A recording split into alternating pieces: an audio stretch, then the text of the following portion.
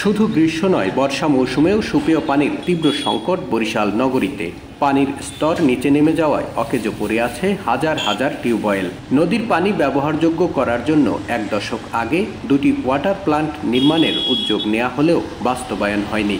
এতে সুপেয় পানির সমস্যায় ভুগছেন নগরবাসী।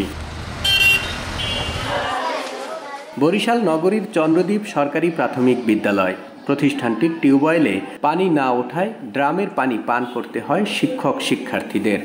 অনেক সময় সে পানিও ফুরিয়ে যায়, যেতে হয় স্কুলের পাশের দোকান বা বাসাবাড়িতে।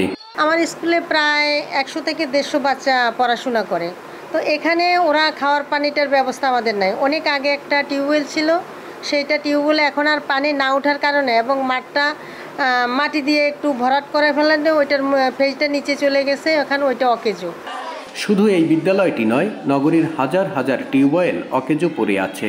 2 দশক আগেও 8 থেকে 10 ফুট নিচে পানির স্তর পাওয়া গেলেও এখন খুঁড়তে হচ্ছে প্রায় 40 ফুট। সাবমার্সিবল পাম্প স্থাপনের অনুমতি ও সাধ্য না থাকায় নগরবাসী পড়ছে চরম ভোগান্তিতে।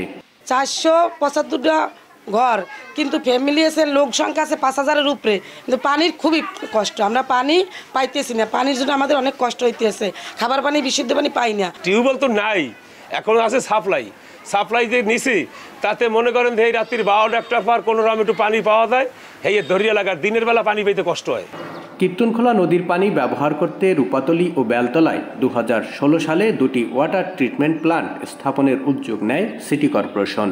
প্রায় দশক হতে চললেও চালু করা যায়নি। কর্তৃপক্ষ বলছে প্লান্ট দুটির চালুর জন্য পুনরায় উদ্যোগ নেওয়া হয়েছে। দুটো অলরেডি আছে, এটা আমরা টেন্ডার দিয়েছি, সংস্কার কাজ চলছে। এই কাজ হলে এই দুটো আমরা অলরেডি হয়তো কয়েক মাসের ভিতরে চালু করতে পারবো। এরপরে যদি আরও প্রয়োজন পড়ে আরও একটা উদ্যোগ নেব।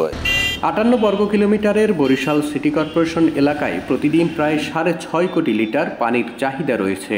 প্লান্ট দুটি চালু হলে 3 কোটি 20 লাখ লিটার পানি সরবরাহ হতে পারে বলে জানিয়েছে সিটি কর্পোরেশন। সৈয়দ মেহেদী হাসান, স্টার নিউজ, বরিশাল।